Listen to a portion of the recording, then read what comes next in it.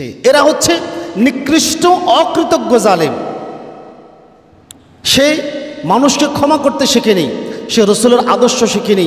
আচ্ছা বলুন তো, আল্লাহ নবীর উপরে মক্কার কোরাইশরা কম জুলুম নির্যাতন করছে? কম জুলুম নির্যাতন করছে?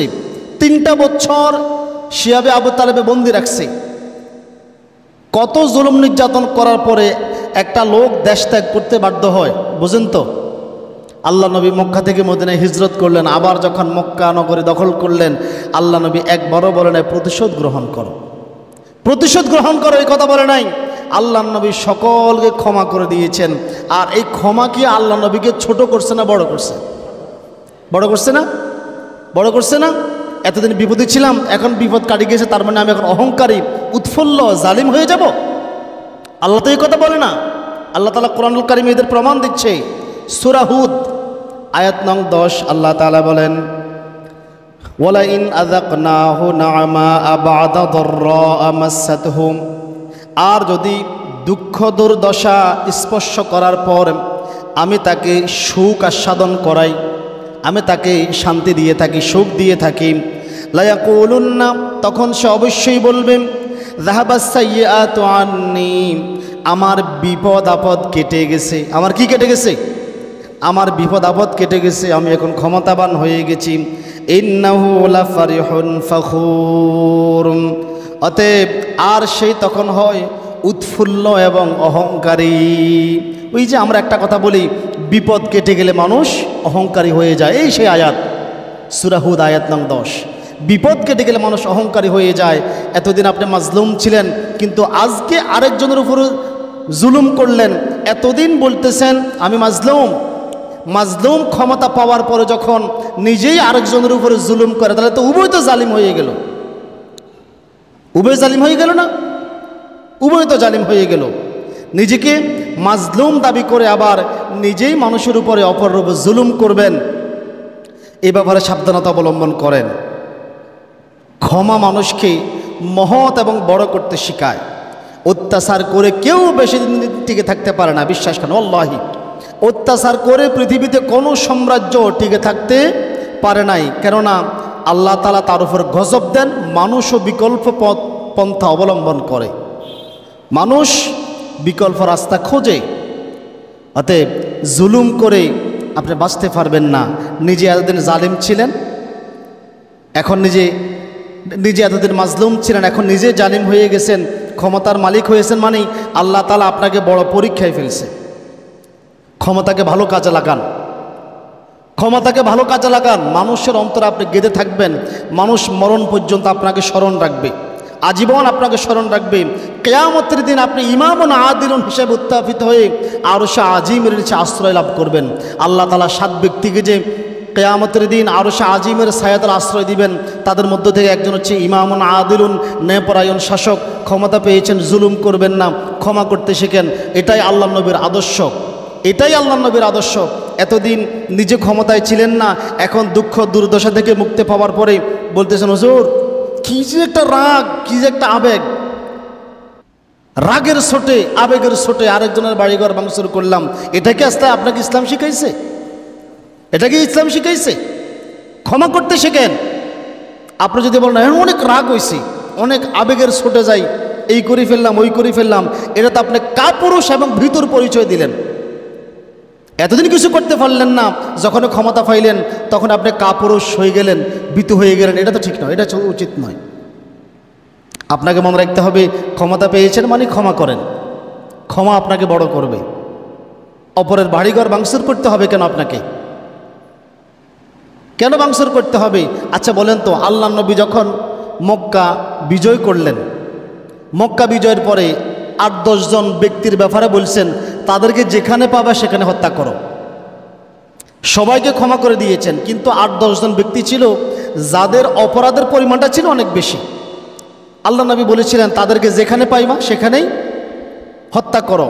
কিন্তু আপনারা কি ইতিহাস থেকে বা মক্কার কোনো লোক থেকে এমন কোনো বর্ণনা এমন আমি পাই নাই, কোনো আলেমও পাই নাই এ পর্যন্ত আপনারা শুনেছেন যে সাহাবীরা ওই 10 জন লোকের বা ওই 8-10 জন 12 জন লোকের বাড়িতে গিয়া তার বাড়িঘর ভাঙচুর করছে, হামলা করছে, এমনটা শুনছেন? আপনার রাগত ব্যক্তির উপরে আপনি তার জীবিকার উপর আঘাত করেন কেন? জীবিকার উপর কেন আঘাত করবেন? কেন তার বাড়িঘর ভাঙতে হবে? কেন লুট করতে হবে? আপনার কি বিবেক বুদ্ধি নাই?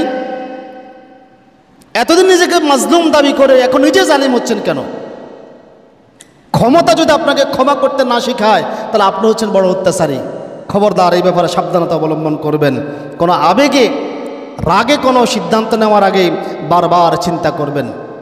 রাসূলুল্লাহর হাদিস দেখেন, রাসূল সাল্লাল্লাহু আলাইহি ওয়াসাল্লাম বলেন, আবু হুরায়রা রাদিয়াল্লাহু তাআলা আনহু বলেন, লাইসা শাদীদুস সুরাতি, ওই ব্যক্তি শক্তিশালী বীর নয় যে তার প্রতিপক্ষকে আঘাত করতে পারে, আছাড় দিয়ে ফেলে দিতে পারে। ওই ব্যক্তি শক্তিশালী নয়, ওই ব্যক্তি ক্ষমতাশালী নয় যে প্রতিপক্ষকে আঘাত করতে পারে, প্রতিপক্ষের বাড়িঘর ভাঙচুর করতে পারে, তাকে আছাড় দিয়ে ফেলে দিতে পারে। তাহলে শক্তিশালী বীরকে? আল্লাহ নবী সাল্লাল্লাহু আলাইহি সাল্লাম বলেন, ইন্নামা শাদীদুল্লাযী ইয়ামলিকু নাফসাহু ইনদাল গাদাবি। আল্লাহ নবী সাল্লাল্লাহু আলাইহি সাল্লাম বলেন, বরং সেই ব্যক্তি প্রকৃত বীর, সেই ব্যক্তি শক্তিশালী বীর যে রাগের সময় নিজেকে নিয়ন্ত্রণ করতে পারে। রাগের সময় নিজেকে নিয়ন্ত্রণ করতে পারে, সেই হচ্ছে শক্তিশালী বীর। কারণ আপনার রাগ হয়েছে, আবেগ হয়েছে, এতদিন নিজেকে মাজলুম দাবি করেছেন। আচ্ছা বলেন তো, আল্লাহ নবী 10টা বছর মক্কায় আগমন করতে পারেন নাই? কত সাহাবী মক্কায় আগমন করতে পারে নাই? মক্কায় আগমন করেই কারো জান মালের উপর আঘাত করেছেন, একটা প্রমাণ দিতে পারবেন? তো আপনি করেন কেন? আপনি কোন নবীর উম্মত? বুঝেন তো আমাকে।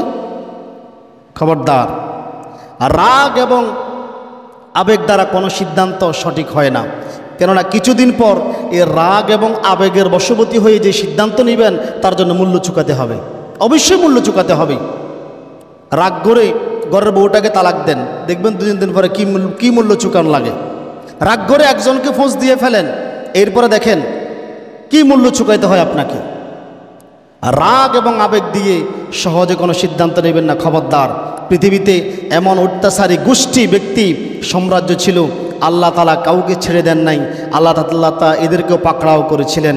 কোরআনুল কারীম সূরা শুরা আয়াত নং 42 আল্লাহ তাআলা বলেন, ইন্নামাস সাবিলু আলাল্লাযীনা ইযলিমুনান নাস, শুধু তাদের বিরুদ্ধে অভিযোগ করা হবে, তাদের বিরুদ্ধে দোষারোপ করা হবে যারা মানুষের উপরে অত্যাচার করে এবং ওয়ায়াবগুনা ফিল আরদি বিগাইরিল হাক্কি, এবং পৃথিবীতে অন্যায়ভাবে বিদ্রোহ আচরণ করে বেড়ায়, অন্যায়ভাবে পৃথিবীতে অশান্তি করে বেড়ায়। শুধু তাদের জন্যই অভিযোগ এবং তাদেরকে দোষারোপ করা হবে। অতঃপর আল্লাহ তাআলা বলেন, উলাইকা লাহুম আযাবুন আলীম, আর তাদের জন্য রয়েছে যন্ত্রণাদায়ক শাস্তির ব্যবস্থা। অতএব আপনার পাওয়ার আছে, শিক্ষা আছে, অর্থ আছে, ক্ষমতা আছে, মানুষের উপরে জুলুম করার আগে বারবার চিন্তা করবেন, বারবার চিন্তা করবেন। আল্লাহ ফেরাউন ও নমরুদের মতো এত শক্তিশালী লোকদেরকেও আল্লাহ তাআলা পৃথিবীতে ছোট্টখাটো বিষয় দিয়ে শেষ করে দিয়েছেন। কোনো মহাবীরের হাত ধরতে হয় নাই। ফেরাউনকে যদি প্রতিপক্ষ কোনো মহাবীর হত্যা করত তাহলে তার একটা বীরত্ব থাকতো, সে বীরের মতো মারা গেছে। নমরুদ যদি প্রতিপক্ষের আঘাতে মারা যাইতো, ইব্রাহিম আলাইহিস সালামের সাথে যুদ্ধ করে তরবারের আঘাতে মারা যাইতো, তাহলে নমরুদ পৃথিবীতে বীর হিসেবে থাকতো। বীরের মতো যুদ্ধ করে মারা গেছে। কিন্তু নমরুদকে আল্লাহ এমনভাবে ধ্বংস করে দিয়েছেন, সে মুখ খুলে সে যে বীর এটা বলার কোনো সুযোগ নাই, সে যে বীর ছিল এটা বলার সুযোগ নাই। সুতরাং প্রতিটি জালিমের বিচার দুইবার অবশ্যই হবে। খবরদার, প্রতিটি জালিমেরই শেষ আছে, জুলুমের শেষ আছে। আমাদের উচিত জালিমকে বাধা দেওয়া, মাজলুমকে সহযোগিতা করা। জালিমকে বাধা দেওয়া, মাজলুমকে সহযোগিতা করা। আনাস ইবনে মালিক রাদিয়াল্লাহু তাআলা আনহু বলেন, একদা নবী সাল্লাল্লাহু আলাইহি সাল্লাম আমাদেরকে বললেন, তোমার ভাইকে সাহায্য করো, যদি সে মাজলুম হয় অথবা জালিম হয়।